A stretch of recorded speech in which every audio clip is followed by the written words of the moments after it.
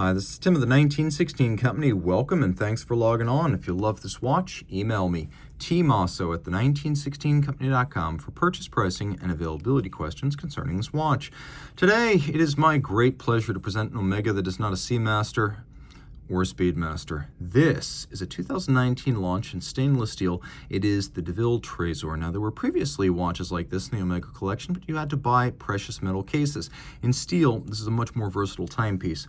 It looks bigger than it is. It's 40 millimeters in diameter, a manual winder, it's only 10.4 millimeters thick, and 44.7 from lug to lug with a 20 millimeter spacing in between the lugs. My wrist is 16 centimeters in circumference. You can see how it wears down the barrel, over the top, and then the cuff shot. The strap, you can see large, rectangular, symmetrical scale alligator leather, also a little bit of medium scale in there. High quality cut of the animal, a medium brown gloss finish. You can see we've got a folded edge. We've got a little bit of bolstering close to the lugs. We've got a monotone stitch, calfskin on the bottom, and no crimping, no gouging, a brand new Omega factory strap. The buckle with a combination of polish and satin. You must press both triggers for it to open. It's quite secure. And then you tuck the strap in over this pin and between these two lobes, and it sizes down with no need for minder loops on the strap and also no visible excess length externally. So a very clever and effective clasp design, secure and attractive. The case band, graceful. No, these are not lyre style lugs. They are tapered and shapely. Everything here is polished, very slim and graceful. A conical bezel terminating in a dramatically boxed and cambered sapphire that frankly is designed to look like a vintage plexi. We have a push down crown here with the Omega logo on the side. Not a highly water-resistant watch. It is a dress timepiece, 30 meters. We have a lovely blue linen-style dial, and then we have applique indices doubled at the quarters, 12, 3, 6, and 9. We have polished hands at center, and we're going to demonstrate some of the subsidiary settings mode, including seconds, which hack.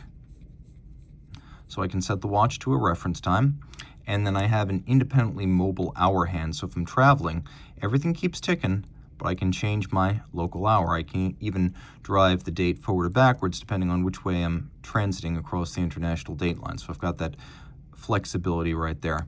Turning it all over, you can see a manual wind conversion of a automatic watch, which is why this watch can be as thin as it is. Anti-magnetic to over 15,000 Gauss. It is a master chronometer. You can see it says so on the dial. The Meta standard, tested in 6 positions as a fully cased up watch.